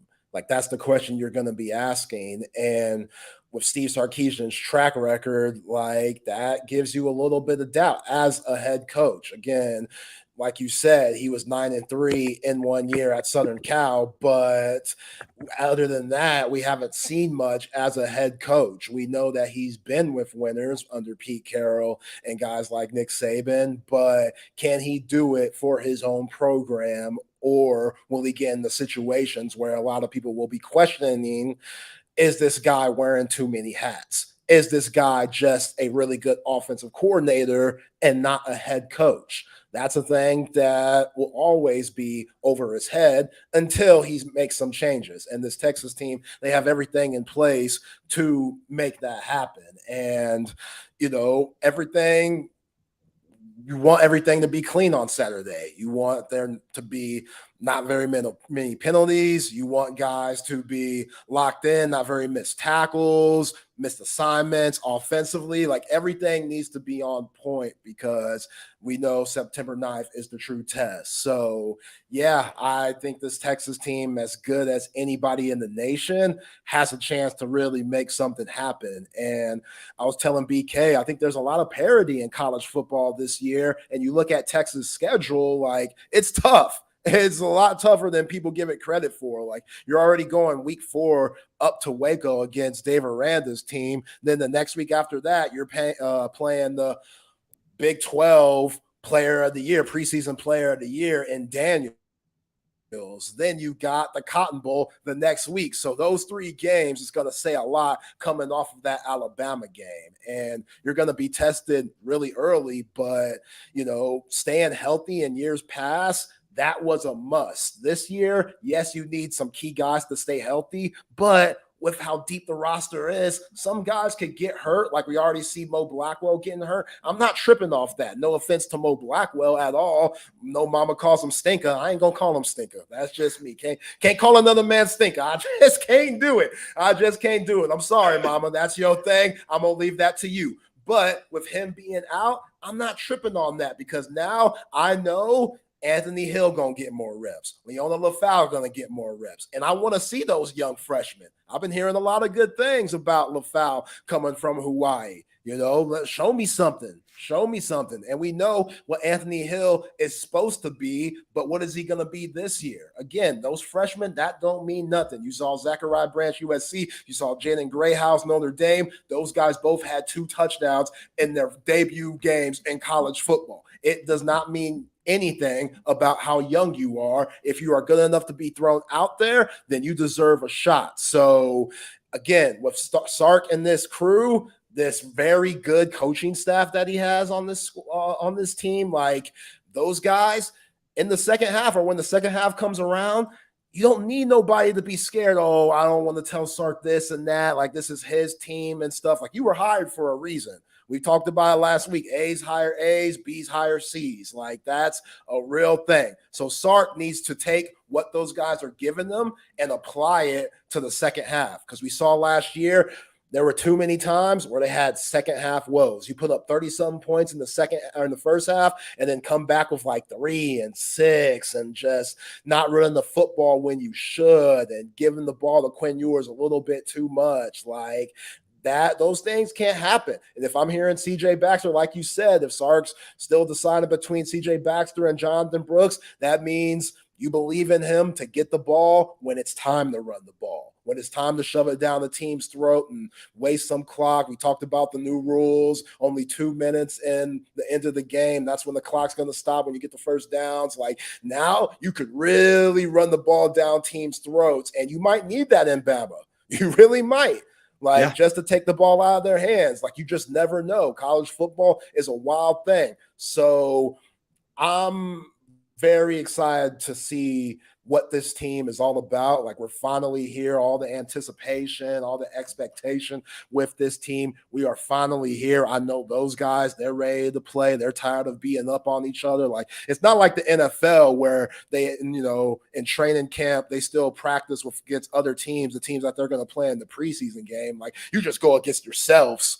In college football, that's all you do. So I know they're tired of it. They want to hit somebody else. And even though JT Daniels is an experienced quarterback with all those stops and stuff like that, like, it don't matter. It don't matter who you throw out there for Rice, because, y'all should handle y'all's business. With that talent on that roster, this game shouldn't matter. You just want to come out of it healthy, and you want to be able to prep yourself for week 2. Yeah. No, it's good stuff. All right. Before we get to Zay's take and breaking news that Colt McCoy has been released by the Arizona Cardinals, I want to tell you about my man, Dr. Greg Eckert and Brain Vault. For years, Dr. Eckert Dentistry has been providing patients with the best dental care you can possibly find. General dentistry, advanced dentistry, sports dentistry. They can do it all. And they want to give you a smile that is worth smiling about. Give them a call at 512-345-3166, or check them out online at Dr. Eckert. That's Dr. UECKERT.com. Dr. Eckert is your Austin dentist, and Dr. U is doing some awesome work with Brain Vault as well. Brain Vault is a revolutionary and patented mouthguard that has been proven to help reduce the risk of concussion. If you're associated with an Austin area football team, a coach, a parent, a grandparent, and you want to make sure your players are as safe as possible, check out brainvault.com and schedule a fitting. So, Zay, I know we got Zay's take, but our man Joseph just tipped us off, and sure enough, you got Colt McCoy released by the Arizona Cardinals, and there was speculation that he was going to be the starting quarterback for the season opener against the Washington Commanders, while Kyler Murray continues to recover from that ACL tear suffered last season. But the Cardinals, new coach Jonathan Gannon, hope this guy knows what he's doing, has been, kind of coy about the team's starter while Murray is out. They have rookie Clayton Tune from the University of Houston. They have veteran David Blau, who, if you watched Hard Knocks last year with the Detroit Lions, he was one of the backup quarterbacks there. Those two took the snaps against the Vikings in Saturday's preseason game. And then the Cardinals just traded for quarterback Josh Dobbs, the former Tennessee quarterback. And then sure enough, as NFL teams are cutting down to 53 today, Colt McCoy, one of the cuts from the Arizona Cardinals.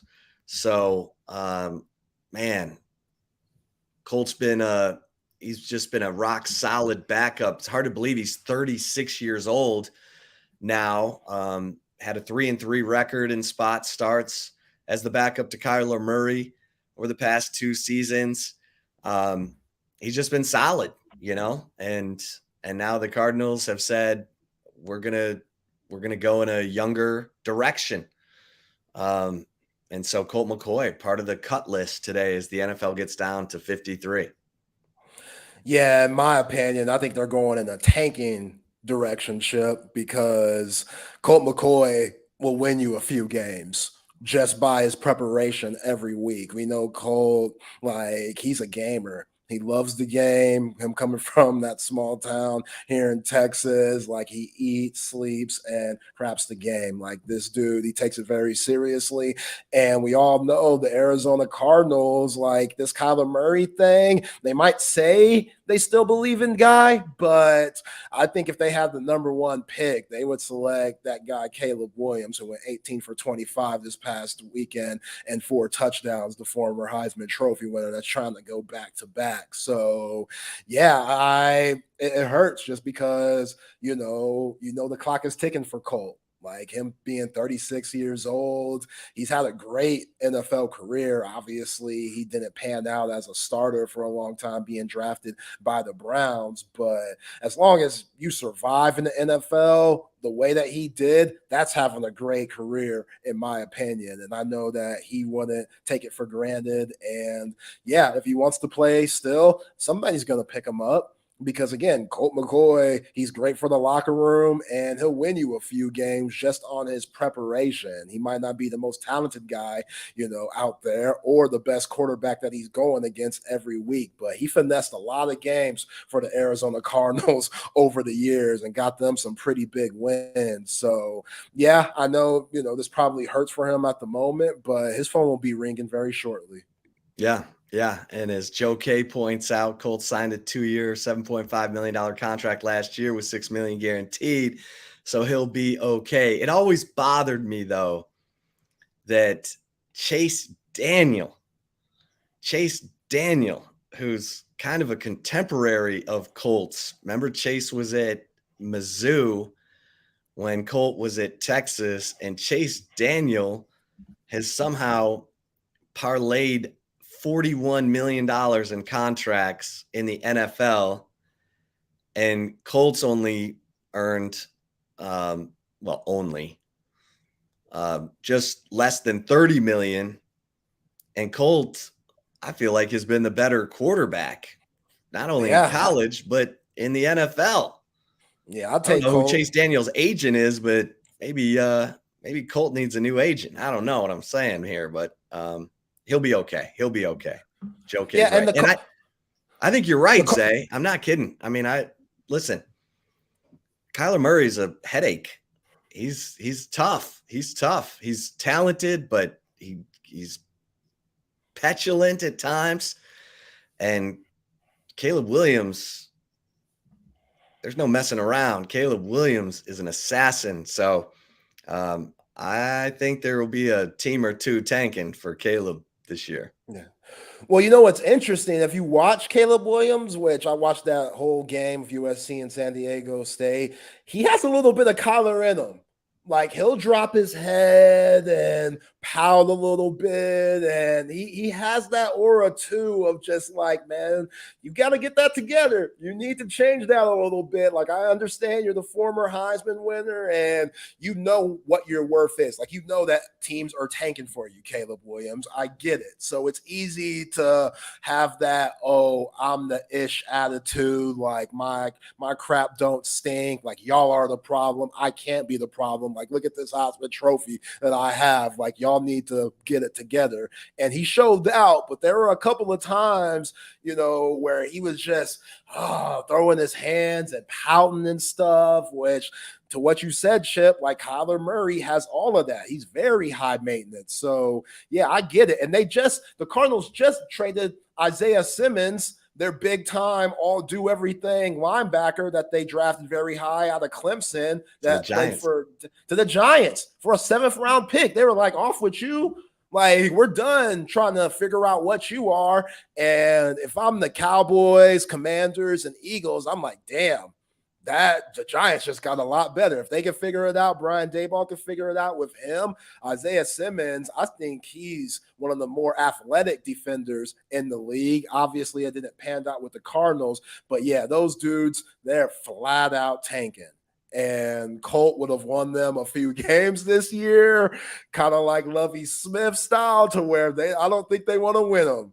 I don't think they want to win them. So, hey, again, Colt, that phone's going to be ringing very soon because I just think the character that Colt McCoy is, like a locker room could use that. And if Colt still wants to play, I know he's going to think everything through like, hey, do I still really want to be a backup? And for a lot of guys, it's hard to leave the locker room. Like, it's hard to just leave that camaraderie and that brotherhood that's bonded in there. It's hard to give it up. And I could see easily Colt McCoy not wanting to give that up just yet. Well, and Colt McCoy was never supposed to play at Texas. Don't ever forget that. Mac Brown offered Colt McCoy, Mark Sanchez, and Ryan Perrilloux the same day and said the first two who say yes will get the scholarship. Of course, Colt said yes immediately. And then Ryan Perrilloux said, yeah, and then did his dance and went off to LSU. And Colt stepped in when Ryan Perrilloux went dancing off to LSU, and Colt McCoy went on to become a National Player of the Year and has his name up in the stadium, and probably should have won the Heisman Trophy in 2008. I thought that was his best year at Texas, and he would have won possibly the Heisman and possibly played the Swamp Kings for the national championship. And by the way, I watched the Swamp Kings, so I'm caught up, Zay. We'll have to talk about that tomorrow. Okay. But, Colt was unbelievable in 2008, completed 55% of his 3rd and 7 passes or longer. 55%. Remember, this is the guy who had the single season completion record in college football and FBS for until Kellen Moore broke it. Colt completed 76.7% of his passes. Guy was more accurate outside the pocket than he was inside the pocket, but not bad for a kid from Tuscola Jim Ned High School. Come on. Where are they? They were 3A now? They were 3A when he was there. So they 4A now? Yeah, I think so. Okay. Yeah, so that's some countryness right there. Oh yeah, Colt McCoy. Yeah. But I don't want to shortchange Zay's take here. So, man, me and BK kind of talked about it before you got on, but the Dallas Cowboys made a big move this past weekend, acquiring Trey Lance from the San Francisco 49ers for a 4th round pick, which, hey, I mean, I don't think that's too big of a gamble for the Cowboys with where you saw Trey Lance go as a number 3 pick when he came out in that draft, but it kind of shows where his career's at. And the 49ers just giving up on him. They said, Brock Purdy, we like you, Mr. Irrelevant, for our future. And Sam Darnold, you being the former number 3 pick yourself coming out of Southern Cal, we like you too as the backup. So they had no room for Trey Lance, and Jerry and Stephen Jones, they took advantage of that. So yeah, man, like Dallas constantly making moves as of late, and I don't think this affects the team because we all know Dak Prescott is the man, but if he were to go down, Cooper Rush now has some competition, it seems like. Well, it bothers me that Jerry Jones, I've always said if he would draft quarterbacks as often as he drafts tight ends, he would always have a young quarterback in the pipeline like the Patriots. The Patriots, with Tom Brady, drafted Matt Castle, Jimmy Garoppolo, Jacoby Brissett, Ryan Mallett. They got draft picks for all those guys and always had a young guy in the pipeline. And Jerry doesn't like – when he had Tony Romo, he drafted Stephen McGee. That's it.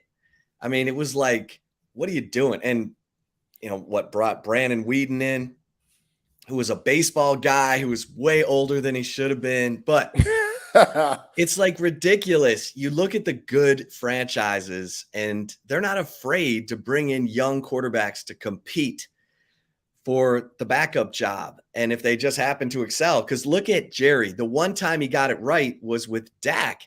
And that was the draft that he wanted to draft Paxton Lynch. And fortunately for Jera, the Broncos grabbed Paxton Lynch in the first round before Jera could do something silly. And he ended up taking Dak Prescott in the 4th round that year. And Dak has turned into a really, fine NFL quarterback. I don't know if his best years are behind him. I hope not. But keep drafting young quarterback talent, from the 3rd round or later. My God, the Patriots had Drew Bledsoe and took Tom Brady in the 6th round. So that's what the good organizations do. Giving up a 4th round pick that's where they drafted Dak Prescott. That's a valuable pick. And I hope it works out. I hope the Cowboys have done their scouting and they know something. Mike McCarthy rubbed his magic lamp or something and saw a vision of Trey Lance as the guy who could come in if something happens to Dak and continue this hopeful deep playoff season for the Cowboys. But anytime the Cowboys are doing something at quarterback where they're not drafting young guys, Jera's got to snap out of that, man, because, look, Trey Lance may end up being a great answer. This could end up being a great move. I have my doubts, but the sample size is small with Trey Lance. The other quarterbacks taken in his draft class, Trevor Lawrence, Zach Wilson, they all have over 1,000 snaps in the NFL. He only has 253 snaps. And there are quarterbacks who bloom late. Hell, Geno Smith in Seattle last year. Yeah, good point. Wow. Yeah. Where did that come from? But he needed a chance, and maybe the Cowboys had a great scout on Trey Lance. So it's interesting. There's no doubt about it. And Jera saying this could pay dividends for us this year means if something happens to Dak, they feel like Trey Lance is a guy who can keep the ball rolling. Yeah, and it's crazy. It kind of just shows how unpredictable the NFL is because you got the 49ers who gambled all of those picks that they traded to the Dolphins, which the Dolphins, what they got out of it was Tyreek Hill, Jalen Waddle, Bradley Chubb that was in Denver. They traded for him and stuff. So they got all of that, and then they ended up with Trey Lance. But then they get Mr. Irrelevant, Brock Purdy. So that just shows you, like, you can't predict these guys when you're drafting them. Like, it's hard to. It's very hard. That's why there's the Peyton Mannings of the world, and then there's the Ryan Leafs of the world. Like, it's just so hard to predict this talent that comes in. You just never know. And I'm with you, Chip. Like, Trey Lance, I don't think he's got a fair shot. I mean, he got his ankle ripped off in week 2 last year, and they were all in on him. Like, right. The 49ers were saying, you know what, Jimmy G, even though you took us this deep in the playoffs and got us to a Super Bowl, it's time to start the Trey Lance train. It's time to roll with the guy that we moved up and got all those, and trade all those picks for to get them very high. And it also goes to like these schools, these smaller schools like a North Dakota State where Trey Lance came from. Like, are these scouts and these GMs, are they going to keep gambling on those guys just off potential? Because Trey Lance messed up, which I don't think you can compare Carson Wentz in this sense, because Carson Wentz, he won an MVP and tore his ACL. Like, who knows where he would be now if he didn't tear his ACL. But yeah, like, are they going to believe in those guys that didn't come for those big time schools? But at the end of the day, if you're good enough, don't matter where you are, they'll find you. Like Trey Lance hasn't got a fair shot in San Fran. And Brock Purdy and Sam Darnold, if they fit in Kyle Shanahan's offense more, then hey, make the move. Like John Lynch as a GM, he just straight up said, yo, we mucked up on this one. Sorry, like it is what it is. That's the game. John Lynch, he's been in the NFL for a long time. One of my favorite safeties ever. Like John Lynch, he couldn't play in this era at all. At all. He would get a flag. He would get targeting thrown out every single game. John Lynch used to lay the wood for that very good Tampa Bay Buccaneer team. But as a GM, he's made some good decisions, getting CJ McCaffrey in and again, Brock Purdy and stuff. And this one wasn't his best. So I don't think this affects Dak Prescott at all. I know they asked Dak, like, how do you feel about this? Were you told that this was going to happen and stuff? Like, you don't need to tell Dak that stuff. Like, he's fine. He understands the business. He's a big boy. He gets it. I think Dak is comfortable with himself to know that, yo, this guy ain't going to affect my job one bit. I know I'm the man. We were a couple of games away from getting to the Super Bowl. If I play better, who knows what's going to happen? And Dak has a lot of confidence coming into the season, thinking that he will be better in 2023 than he was in 2022. So, hey, Trey Lance being still on his rookie contract, I think that's big too. And, hey, if he could get even close to that potential, who knows? Like, who knows? Like, if Dak goes down, I know you got Cooper Kupp, who went 4-1 last year when Dak did go down. But if he could get Cooper up on Rush. that mic, Cooper Rush, excuse me, I'm sorry. Cooper Kupp's the wide receiver. Thank you, Chip. Cooper Rush, I know you got him. But, like, if Trey Lance could jump on that playbook and understand it, I wouldn't see why not. He could be QB2. Yeah. Yeah. No, and listen, I was a Dak doubter. I'm still a Dak doubter. I'm trying to come around, but I said franchise Dak, franchise him and let him go. I mean, it just seemed like he's not running, when he's got the opportunity to run anymore. I don't know if it's, I mean, I get it. His tibia was snapped in half, or fibula or whatever that thing. I mean, it was just, it was hanging at a 90-degree angle. But Jera looks like he's found the secret sauce with Trey Lance. So we'll see how that plays out. It's always an adventure with Jera for sure. And Brock Purdy, my goodness, Brock Purdy, listen, his numbers coming out of Iowa State, fantastic, 67% completion rate. But it seemed like whenever the big moment came, he wasn't able to deliver, and that's where we didn't really quite find out last year. Yeah, he beat the Cowboys. He didn't do very much in that game except took advantage of Dak's mistakes, but then got hurt and, with the elbow in the conference championship game. And so we didn't quite see the end product, but Kyle Shanahan, he's a guy who tends to smell that quarterback DNA, and he thinks Brock Purdy's got it. So this is going to be an unbelievable story. You talk about taking a flyer on a quarterback late in the draft, Mr. Irrelevant, and now he's the starter making peanuts, Zay. Yeah. He's making next to nothing. That's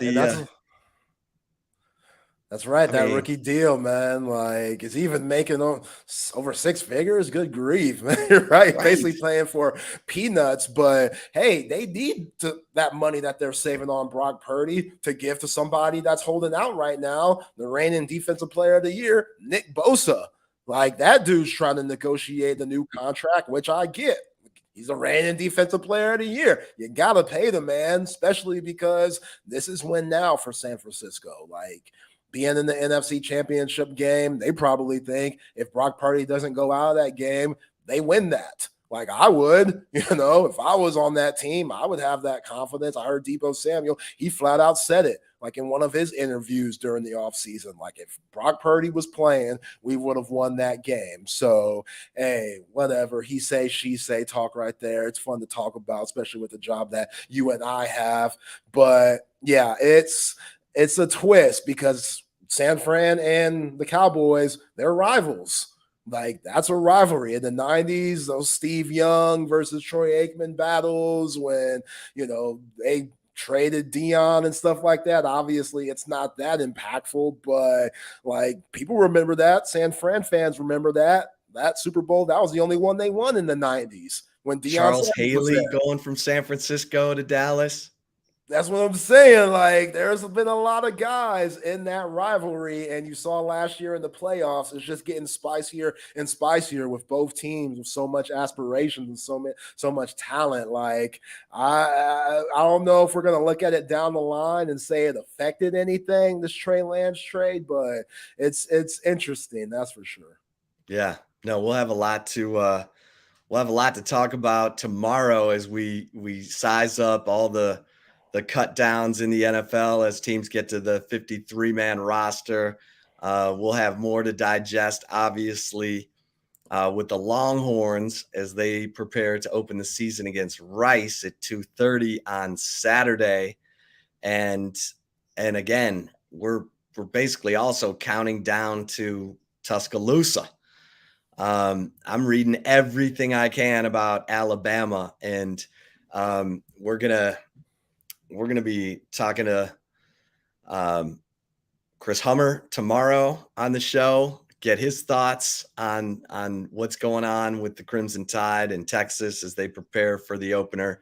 And we will be talking to Lance Taylor, our SEC insider, on Thursday and get his take because he lives right there in Birmingham. They had Nick Saban on their show last week. So Lance has always got thoughts about what's going on with Alabama and the Crimson Tide. And it's going to be fun. It's going to be a lot of fun. College football season is here, folks. We got a little taste of it. USC, Zachariah Branch. That dude looks like a star. Already. Oh, he wears number 1. I mean, it's like, when you get a kick return, stupid. Man, when you get a player who knows what he's doing and it's got that shake and that wiggle, wearing number 1. I mean, Xavier Worthy's wearing number 1, Zay. Yeah, he better show us something. But before we go, let's shout out our sponsors: Centex, Ticket, 7-Eleven, Relax the Backwood, AC and Repair. Shout out to Last Stand Hats. They are new to Texas Sports Unfiltered. Top Gun Rentals and Law Equipment, All Stat Beer, Covert and Auto Group, Dr. Eckert, AV Consultations. This is Chip and Zay on Texas Sports Unfiltered. We'll be here all week to prepare y'all for the Rice game. And Chip, I know you're going to give us some more nuggets to all of the pressers that you had earlier today. Brett Yormark getting that shot right back, baby. He deserved it, baby. He deserved it. You knew it was coming. Brett. Yeah. Hey, Sark listens to Tupac, man. I ain't surprised. No way. I ain't surprised. That's right. One bit. That's right. Sark loves him some Tupac, man. He knows. Yeah, He's man. ready. He's ready to fire back. That's Absolutely. what Sark does. West Coast, baby.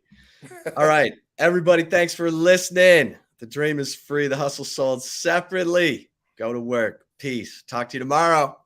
Y'all be cool.